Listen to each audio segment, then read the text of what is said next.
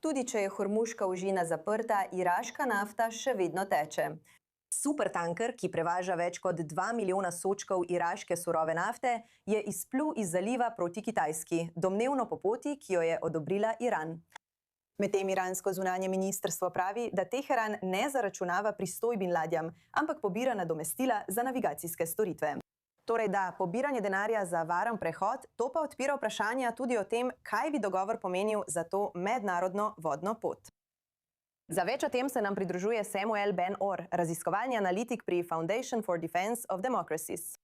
Samuel, če Iran dovoljuje ladjam, da plujejo skozi in odhajajo na Kitajsko, kakšen motiv ima Kitajska, da pritisne na Iran, naj odpre ožino? To je bila ena glavnih tem pogovora med srečanjem Trumpa in Šija v začetku tega meseca. Ampak kakšen motiv ima Kitajska v resnici, da zdaj odpre hormuško ožino? No, to je odvisno od tega, koliko nafte in zemeljskega plina Iran dejansko spušča skozi ožino in na Kitajsko. Zdaj ste omenili iraški tanker, ki je danes šel skozi. V zadnjem tednu je bilo še nekaj drugih tankerjev namenjenih na Kitajsko, vendar to še zdaleč ni popolna svoboda gibanja, iz katere Kitajska dobi precejšen delež svoje nafte in zemeljskega plina. Mislim, da približno 30% njenega uvoza pride skozi ožino. Torej, zagotovo še ni na ravni pred vojno ali pred zaprtjem.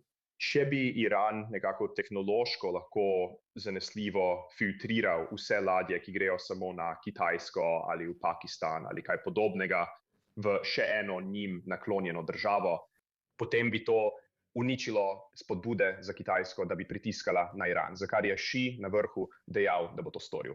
Še vedno ostaja vprašanje, kakšen bo ta pritisk. Saj veste, tega ne moremo videti.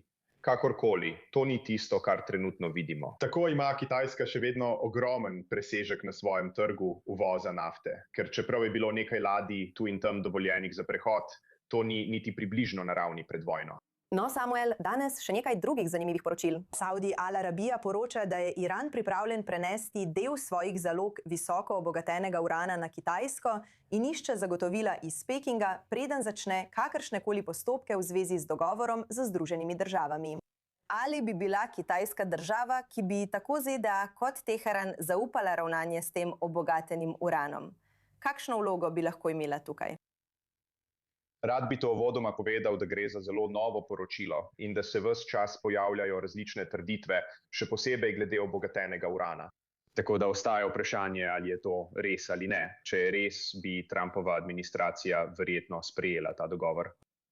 Iskreno, zanje ni tako pomembno, kam gre, dokler ni v Iranu. Kitajska je že jedrska država. Ni tako, kot da bi ta jedrski material dali Kubi ali kakšni podobni državi ali državi, ki ga nima in bi ga lahko uporabila za razvoj jedrskega orožja.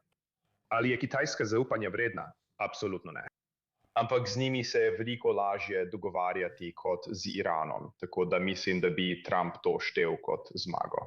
Vedno bi obstajalo tveganje, da če bi se odnosi med ZDA in Kitajsko poslabšali do mere, kot je nismo videli v zadnjih 20 letih ali zagotovo v času Trumpovega mandata, bi morda obstajala nevarnost, da bi obogateni uran poslali nazaj v Iran. In Kitajska bi to zagotovo uporabila kot pogajalsko orodje. Ampak glede trenutnega dogovora mislim, da bi Trump to sprejel, čeprav bi seveda raje videli, da bi obogateni uran šel v ZDA ali zavezniško državo. Ali Iran skuša izkoristiti ta konflikt, da bi razdrl soglasje med Združenimi državami in Kitajsko?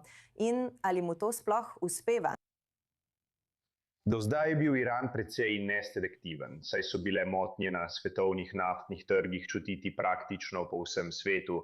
Združene države so dejansko ena od držav, ki so v boljšem položaju ali bolje opremljene za soočanje s tem. Preprosto zato, ker ne uvažamo veliko nafte, ki gre skozi hormuško ožino. In ja, rast cen nafte je dejansko dobra za nekatere naše naftne družbe, čeprav bo seveda povprečen Američan na bencinski črpalki videl višjo ceno. Ampak je veliko bolje kot Kitajska, ki je precej odvisna od tega, da je hormuška ožina odprta, čeprav imajo dovolj zalog nafte, da jim zadoščajo kar dolgo časa. Zdaj, kot veste, zagovarjajo samozadostnost in jo zdaj tudi poskušajo uresničiti. Kljub temu pa nočejo, da bi to trajalo večno. Mislim, da je razlog, da niso ukrepali odločno v eno ali drugo smer, ta, da niso glasno podprli Irana, veste, da bi se postavili proti ZDA.